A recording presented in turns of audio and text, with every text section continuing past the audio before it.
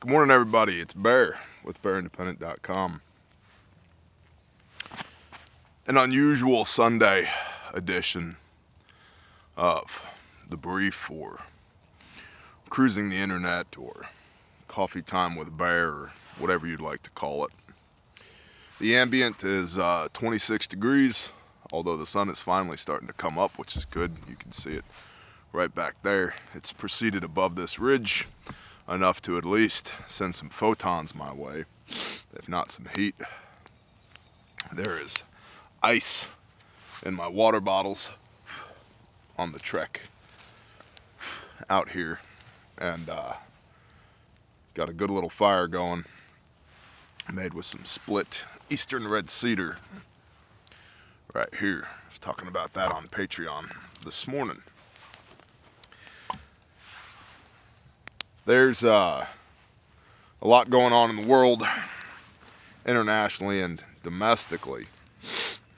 Domestically, we've had this huge storm, tornado, series of tornadoes, upwards of 30 tornadoes.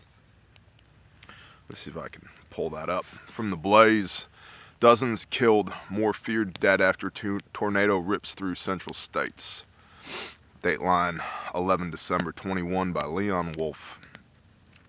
Dozens of people have already been confirmed dead across multiple states after tornadoes ripped across the central United States last night, and officials say they expect the death toll to rise in the coming days.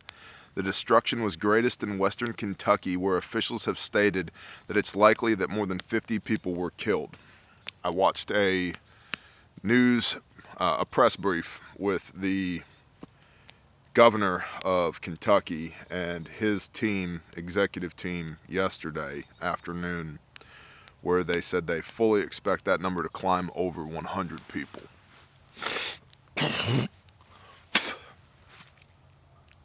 And I was actually quite comforted that during that brief, it was about 37 minutes long, multiple officials throughout the brief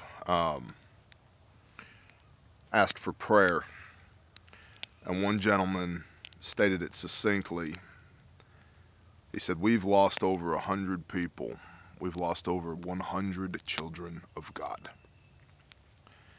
And that gives me a little bit of hope, frankly, for humanity, that he would couch this disaster in those terms. And so pray for those people. Deaths from the massive storm system have also been confirmed in Illinois, Arkansas, Missouri, and Tennessee. Kentucky bore the brunt of the storm's damage, where a single tornado stayed on the ground for an astounding 200 miles, leaving devastation in its wake. Additionally, twin tornadoes touched down outside of Bowling Green in a separate incident, according to WRDB-TV. Kentucky Governor Andy Beshear called it some of the worst tornado damage we've seen, and cautioned that he expected the death toll to rise above 50. Yeah, he said they unfortunately believe that it's going to be quite possible that it's well over 100. And more so, there are still hundreds of people across multiple states entrapped under rubble. And it was very cold last night. I don't know how cold it was there, but here it was well below freezing. It's still currently well below freezing. So pray for those people, the people that are trapped. Pray for the first responders that are working around the clock to get those people out. Pray for our team at Grindstone that is en route right now to go assist. And I will be following on shortly with even more equipment and material and manpower myself personally. The system also spawned a tornado that caused severe damage to an Amazon distribution center in Edwardsville, Illinois, where 2 people have already been confirmed dead. The building reportedly collapsed around 8:30 p.m. on Friday night, with dozens of workers inside, many of whom had to be dug out of the rubble by police. As of Saturday morning, rescue workers, that was yesterday, were still sifting through the rubble to determine if anyone remains trapped inside the collapsed building. Another tornado spawned by the system ripped off the roof of a nursing home in Monette, Arkansas, killing 2 and injuring 5. Additional deaths attributed to the system were reported in Defiance, Missouri, west of St. Louis, after a tornado touched down there. Additionally, 3 people have been reported dead in Obion County in West Tennessee, although it is not immediately clear how those individuals died. All told, at least 30 tornadoes were reported across 6 states, making this one of the worst tornado destruction events in recent memory. Officials are continuing to assess damage and determine whether individuals may remain trapped or in need of rescue, and they caution that casualty counts may rise from this incident as responders continue to investigate and clear the damage. An absolutely breathtaking amount of destruction from that storm. I put out a video yesterday letting y'all know that if you would like to, you can support our relief efforts for that storm at grindstoneministries.com. And again, I'll just say again, pray for us, pray for them, pray for all involved. It's a mess, and it's going to take days to clear the bodies and perform the rescues, weeks to assess the damage, and years to rebuild.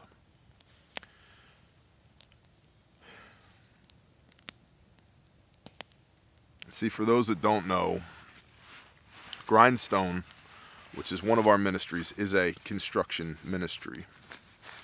It's what we do, and that construction ministry oftentimes finds itself deployed to disaster events, because disaster relief is part of my background. And we are blessed to be partnered with more than 200 individuals, agencies, and organizations across North America, the United States, and Canada that materially support us and support us with labor.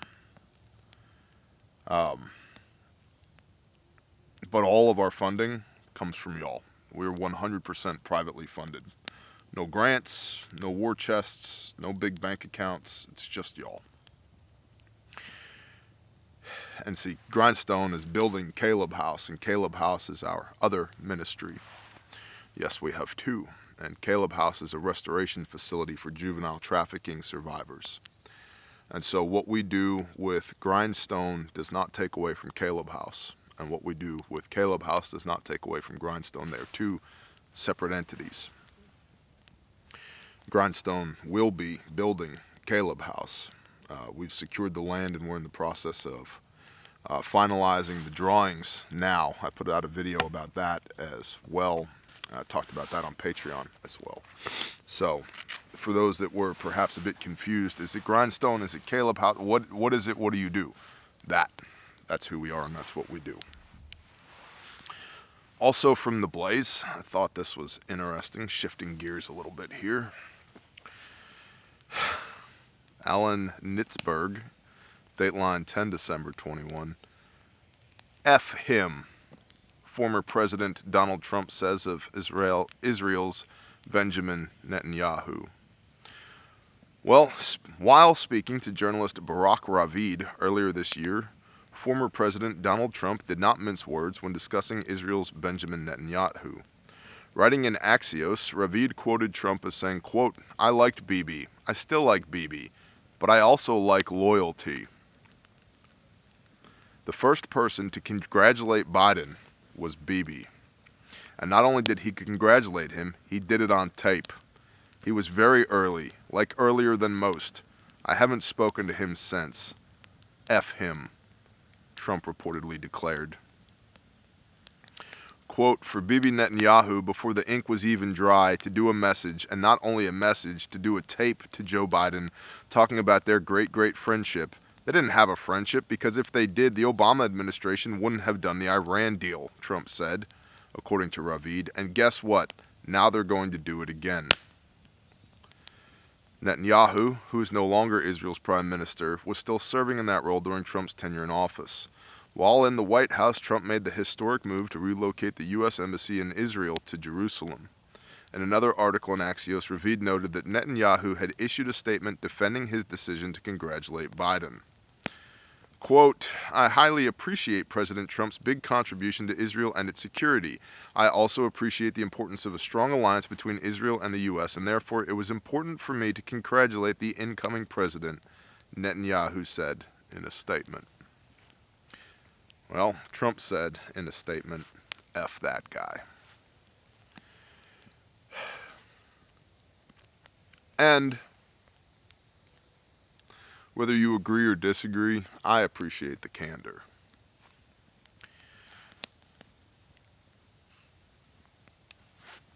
There's a couple of interesting articles from RT, Russia Today, Russian propaganda under their Russia and FSU, which is former Soviet Union, heading on their website. U.S. delivers rockets to Ukraine, Dateline 11 December. The Pentagon has disclosed details of the shipment of anti-tank missile systems and projectiles supplied to Kiev, as Moscow grows increasingly concerned about the prospect of a full-blown conflict in Ukraine's Donbas region. The statement received by Russian news outlet TASS on Thursday, Pentagon spokesman Lieutenant Colonel Anton Semmelroth said that the $60 million package included 30 Javelin command and control launchers as well as 180 missiles. According to him, the rocket launchers were delivered to Ukraine on 23 October. Quote, in 2021, the U.S. allocated more than $450 million in aid to Ukraine for security tasks as part of our continued commitment to support the country's ability to defend its sovereignty and territorial integrity, the spokesman added. The spokesman added. Semmelroth's comments come amid warnings from Moscow over tensions in the war-torn region close to Russia's borders. Last week, Russian Foreign Minister Sergei Lavrov said that, quote, more and more forces and equipment are being accumulated on the line of contact in the Donbas, supported by an increasing number of Western instructors. And as we've reported on previously, Russia has made it quite clear that they do consider that to be an act of aggression and that they will protect themselves in the region. They are basically waiting for any good reason to say, look, see what they're doing there? We had to attack. And I don't believe it's wise for the United States of America to be thumbing its nose at the Russians across the Ukrainian border. However, wisdom does not seem to be in great supply around the world lately these days anyway, so I can't say that I'm necessarily surprised. Back to the article. At the end of November, the top diplomat said that claims Ukraine's troops had deployed American-made Javelin rocket launchers were a matter of grave concern and could lead to a full-blown offensive in the war-torn region. Quote, in recent weeks, we have seen a stream of consciousness from the Ukrainian leadership, especially when it comes to the military, that is excessively inflamed and dangerous, Lavrov, the Russian spokesperson, said. Just hours before, the head of Ukraine's military intelligence service, Kirill Budanov, revealed that advanced U.S.-made Javelin systems had been tested by Ukraine's troops and were being used by soldiers in the Donbas. Russia's ambassador in Washington, Anatoly Antonov, warned the White House earlier in November that supplying Ukraine with deadly armaments could diminish hopes for peace in the region, stating that Moscow believes, quote, another opportunity to encourage Kiev to stop the war has been missed. The conflict in eastern Ukraine began amid the following events in 2014. Maidan, which eventually led to People's Republics in Donetsk and Lugansk declaring their independence. However, neither Moscow nor Kiev officially recognized them, and the Kremlin has insisted that the onus is on Ukraine to strike a peace deal with the leaders of the breakaway regions. That's just Russian posturing, if you ask me. As we've said previously, Russia is going to get Ukraine. Russia wants Ukraine. They want it because they currently control the Crimea, and water flow from the Luhansk and Donetsk regions of the Dnieper, whatever river, has been shut off by Kiev, which is the capital of Ukraine, which is north of the Crimean Peninsula. You follow the river north from Crimea, and you find Kiev, and the border. The eastern border of Ukraine abuts the southwestern border of Russia, Come on, smoke, cooperate. And there are, depending on which reports you read from who and when, anywhere between 90,000 and 200,000 Russian troops amassed on that border. And everybody believes, anybody who knows anything about this situation believes that the limit of advance for Russia will be the Dnieper River. Meaning when they come across that border, and they will, they're going to go as far as that river for a couple of reasons. It basically bisects Ukraine east and west. The river runs north to south. And so it's a good place to stop. I think they're going to go past the river and control the western bank of that river so they have complete autonomy over the flow of water on that river. How much farther past? I don't know, a few miles, 10, 15 miles, maybe press out beyond that so that they have a buffer zone on the western side of the Dnieper River. But also, Kiev is there. And I think if Russia continues to spin the news and misinformation that comes out of that region to their favor, they will either be provided with a convenient excuse to go to Kiev by the United States and by Ukraine, or manufacture one, and they'll go to Kiev. What will they do in Kiev? I don't know. They may siege it. They may wipe it to the ground. Very likely, the leadership in Kiev will become displaced. And then Russia may say, look, we have a humanitarian crisis on our hands here. All of these Ukrainians, they don't even have leadership. There's nobody to provide for their material needs and to provide security for them. Russia will do that, and Russia will get Ukraine back. It's going to happen. It's a given.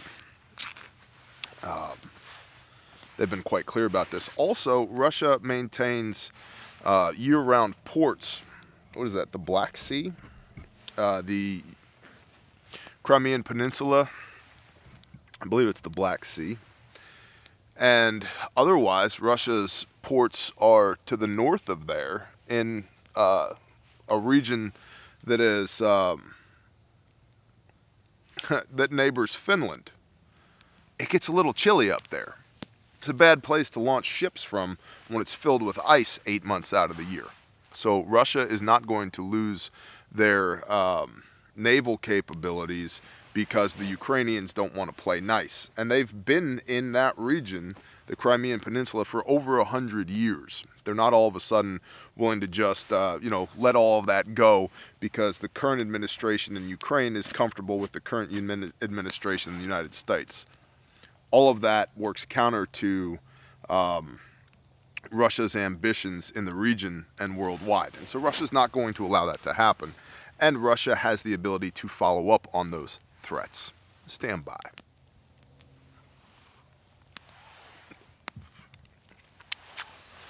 Also, from RT, Dateline 11 December 21. By the way, Kosher Dad, how's the cup look now?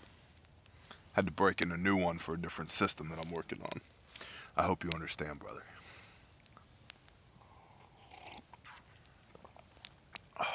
You know, hot coffee sitting next to a fire with your ass on the ground when it's below freezing in your woods that the Father has blessed you with is a hell of a way to start the day. It's the little things in life, people. It's the little things. And, I guess before we read this RT right here, take the time daily to acknowledge the blessings that you are surrounded by. That's what matters. Trump, Russia, Israel, these storms, all this stuff. We have no control over that. We have no control over that external stimulus. We have control over how we respond to it, and we have control over the framework that we put around these things to be able to onboard and process that data in such a way that it is useful to us. Not that it spins us up and fills us with anxiety and makes a mess out of our day, but so that we can operate more appropriately to be the light and to protect, provide for, and bless our families by the hand of the Creator. It's the little things. Keep your eyes open for the little things. And acknowledge when the Father is smiling on you. And say thank you. Thankfulness is a big deal. Say thank you, Father, for this sunshine and for this fire and for this time together. And that I woke up today and that there's breath in my lungs. And that I have a purpose and that I'm filled with meaning. And that I am redeemed by the blood of the Lamb. That there are people that love me. And that I've got a job to do. Thank you.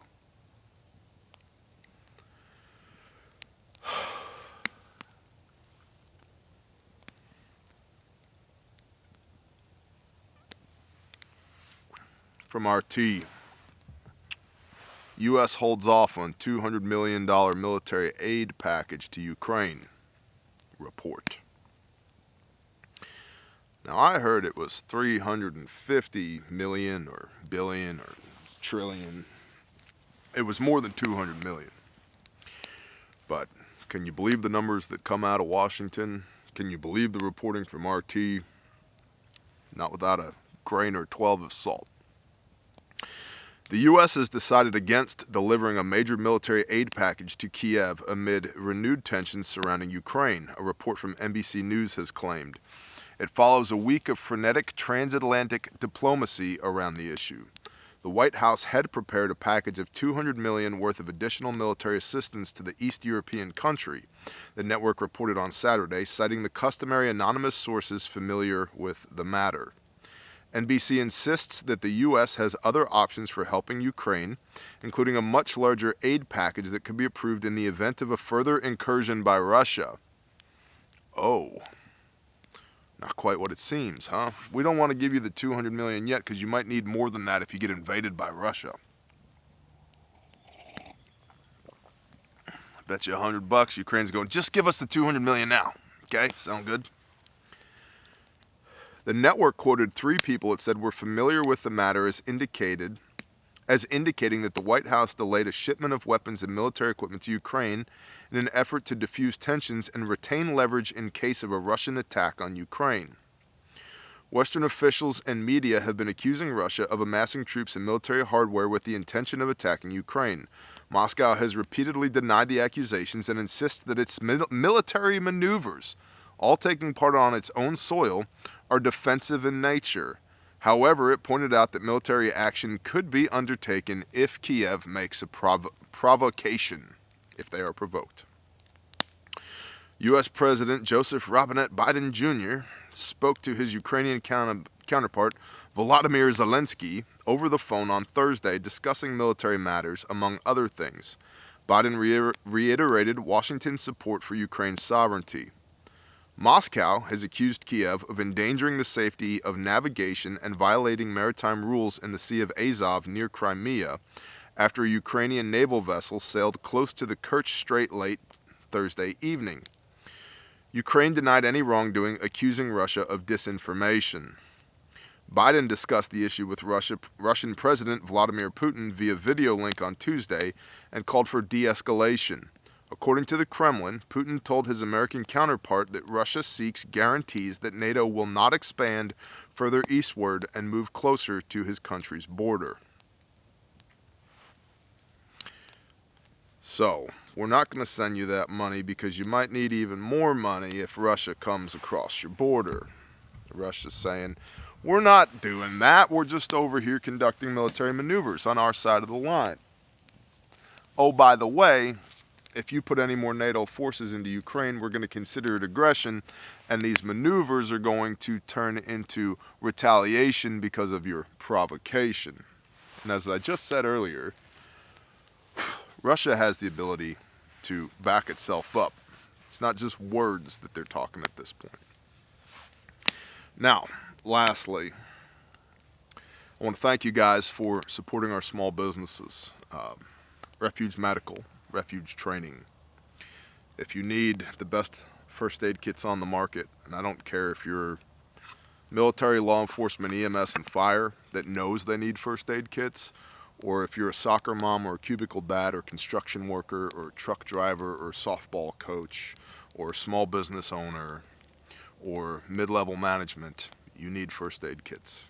Real first aid kits that aren't stuck on shipping containers at the ports right now because they're made in America, exceed military specification, and are guaranteed forever.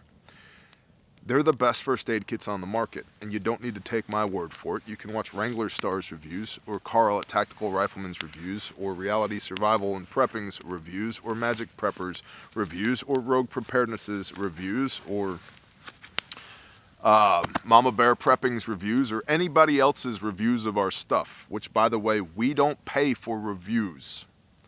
These are all unadulterated opinions of professionals in their field who have all acknowledged these are the best first aid kits on the market. And everybody needs one, not just guys who wear body armor for a living, guys and girls who wear a body armor for a living. So, refugemedical.com, and if you want to know how to use that stuff, refugetraining.com.